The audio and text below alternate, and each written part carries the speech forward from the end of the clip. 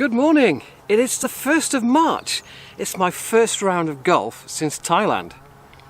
I haven't played a round of golf since the 6th of December at Loch Palm. So I'm going to set myself some targets this year. What do you do? Well, I'll tell you one thing that isn't a target. That's my handicap. And I'll tell you why as we go around.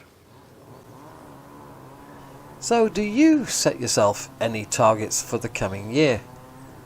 I certainly do. And if I can achieve them, then I'll be playing good golf, but that's not good golf. Just a chip out. Please don't ask me what I do here.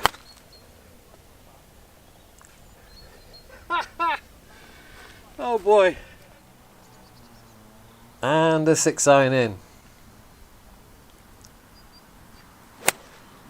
And another shot out to the right. So part of this video is definitely for me to observe what on earth I'm doing. I've had a lesson, but I haven't practiced, simply because the weather has been so miserable. There didn't seem to be much point in practicing when you can't play, but now I can play. I've got to practice. So the first change I want to make is with this thing.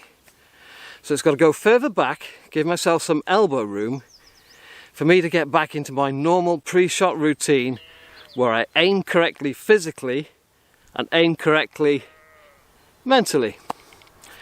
Didn't help me much on that last hole, did it? As you can see, it's early season, we're on some temps. My golf watch is as flat as a pancake, so I need to charge that. I got no idea how far this is. We're good. 40 yards forward, 45. Driver then.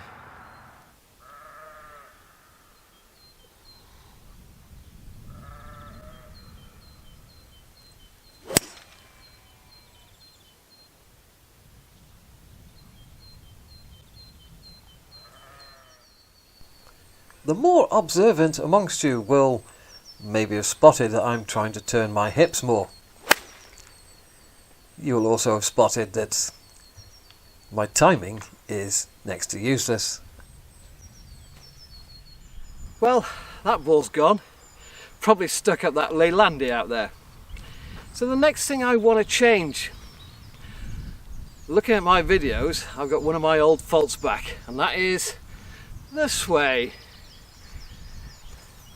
What happens when you sway is you move the bottom of your arc, and if you don't sway back the right amount at the right time, that's when you hit it fat and thin. So if you're hitting a lot of fat short irons and a lot of thin longer irons, chances are you've got the sway game going. Now the worst person I saw was in Thailand in 2011. Guy came with me. What he used to do is have a massive forward press with his hands and a sway forwards, then a big sway back and a big sway forwards.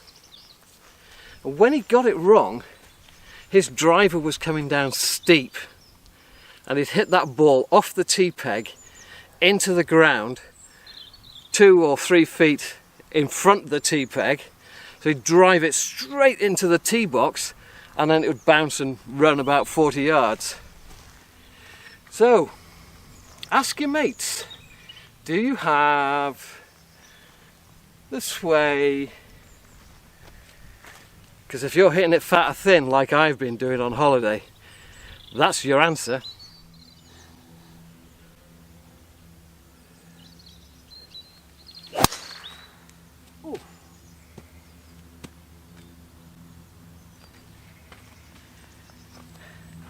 I haven't used these muscles for a long time. It hurts. Well, it's hard to tell with the camera offset. Oh, shank. It's hard to tell with the camera offset as to where I'm aiming. Attempt 2. Another shank. Attempt 3. definitely aiming a little further left that time, a bit squarer, but still came over the top. And it's the over the top that caused the two shanks. Still chip a bit though. Right, so here's the biggie. For some considerable time, probably from when we had that first lockdown with COVID, I've lost my turn. I'm lift, chop, lift, chop, lift, chop. Hit the swiping across the ball, glancing blow, weak shot. So I had a lesson with James, and what he's getting me to do, probably need to stand back a bit. So it's doing the turn, but it's also turning the hips. And to keep stretching in this direction and get these hips to actually turn. Get them to turn about 45 degrees.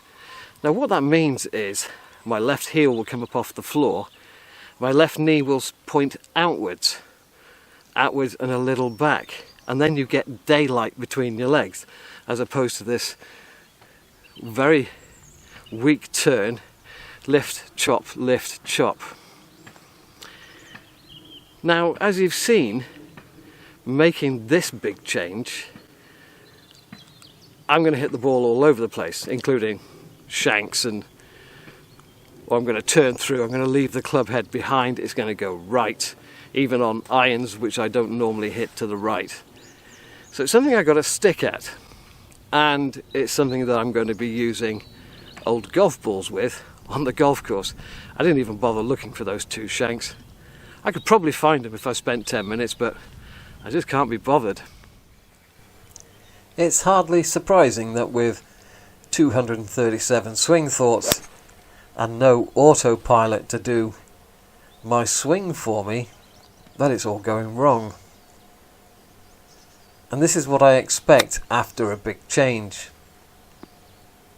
When you're just trying to tweak a few bits and pieces in your swing, you don't tend to make big mistakes, but when you're trying to make a big difference, well, then the mistakes get bigger. So, the first few things I want to change is just the frilly edge on the knickers. Really, it's just tweaking around the edges. The big change is turning these damned hips, which haven't been turned for 4 years or more. Now, in the lesson that I had 3 weeks back, I gained 4 miles per hour on my 7-iron, which is very useful because that's another 10 yards carry, and in fact I was flying it about 156 to 160 yards, and when you looked on the screen they were all pretty tight. But a lesson is a lesson, and real golf is real golf, and you know the two things are very different. So I got to put in the reps now, and I'm going back in 2 weeks for a second lesson. Now that the weather is finally improving, I can get out here and play, and I can go to the range. I haven't been motivated to go to the range because the golf course has been freezing or soaking on the weekend.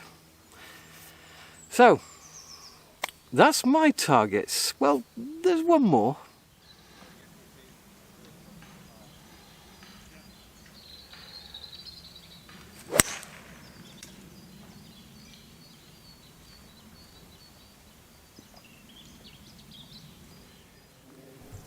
In bunkers, I've always stood too open, with too open a club face, and then taken a huge swipe. So I'm trying to change that. Get a little squarer, with a squarer face, and a more controlled swing. Alright, this is going to take time. The distance control over your bunker shot is not going to appear overnight when you change your setup. So right at the start, I said my handicap was not one of my targets. It's like going somewhere by train. If I'm going from Gloucester to London Paddington, then I've got to pass through Kemble, then Swindon, and Reading and Slough, and probably 1 or 2 other places in between that I can't remember because it's been ages since I did it. The handicap is the last place you arrive at. You've got to go through all of these other things before you get to handicap. And if I do all of these other things, the things that I've just described, the handicap takes care of itself. Now, where am I going to play next year? Well, West Monmouthshire, I've still got my honorary membership there, so I can go up there as often as I like, and it doesn't cost me a penny. And I must go this year if the weather will allow me. The Herefordshire here, my country membership that I've had for free this year, thanks to James in the Pro Shop, well, that's coming to an end at the end of March. I may be offered it again, but I will turn it down, and I'll come here and I'll pay a green fee. Because all this is based on getting into a local golf course, and I'm pretty certain that this year we're on the waiting list, we're pretty high up. If they have their usual 5% churn, we will be in, and I'll tell you where it is. Well, I'll show you where it is when we have our first knock there. Another thing I'm going to do this year is slow down. Yeah, I recognised in Thailand, especially when you've got a caddy driving a golf cart and she's got her foot on the floorboards, I was playing a bit too fast. If I could have slowed down, I might have given myself a better chance. I do the same here with the camera. I'm walking. I'm always concerned about what might be coming up the hole behind me, and I play too quick. So I need to slow down a bit. And another thing I need to do is to play some golf without you. So I'm up here tomorrow to get some more reps in, and I think I'll do a bit better if I'm concentrating on where I want the ball to go and how I'm going to get the ball to go there, than thinking about what I might be saying in the next video. So that's it. One thing you will have noticed with me trying to turn my hips is quite often the hands are late to the party, so the ball is out to the right, or I shank it. I don't care right now. What I got to do is get the reps in. Cheerio.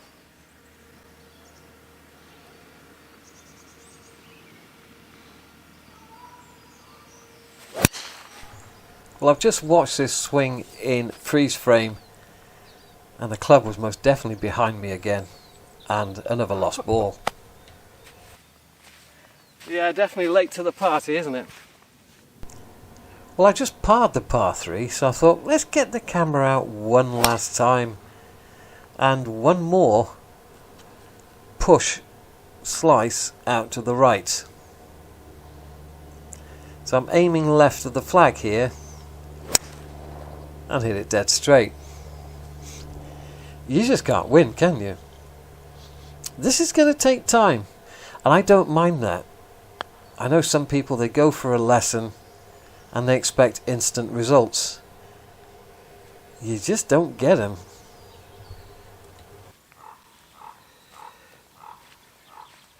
Well, that's no good. I'm going to have to practice my backhanders as well. Before I go, right, from April the 1st, my semi-retirement continues. So I'm down to a 3-day week, which means 3 days pay. Now, on paper, I can afford to do certain things. But until you actually live it and see how much money's left at the end of the month, you're not really certain. So away days this year, I've got about 12 to 14 planned, if the weather will let me, as usual. One is a bucket list course, which is not going to be cheap. Might be able to get a cheap green fee if I play very late in the day. 2 bucket list courses, which are personal things which aren't particularly expensive, other than I've got to drive 150 miles or 300 mile round trip to go and play those 2 courses.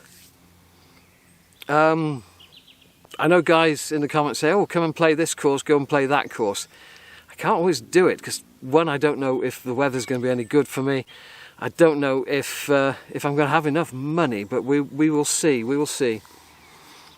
So don't put pressure on me in the comments to go and play a particular course. Allow me to pick my own. And the first course will be beginning of May-ish. It's going to be Raglan. When I did the Monmouthshire golf courses, what was it, about 3 years ago now, or 4? that course was closed. It's been reopened. Somebody's found a few bob behind the back of the sofa. They've reopened the course. So I've got to go play it to add it to the Monmouthshire list. Now, I got 10 holes to go, and I really could do without the interruption. You can see I got a lot of faults that I need to fix. I need to watch this video back in slow motion, see if I'm actually doing what James is asking me to do, see where I'm aiming. So for the next 10 holes, I'm just going to play golf. Cheerio.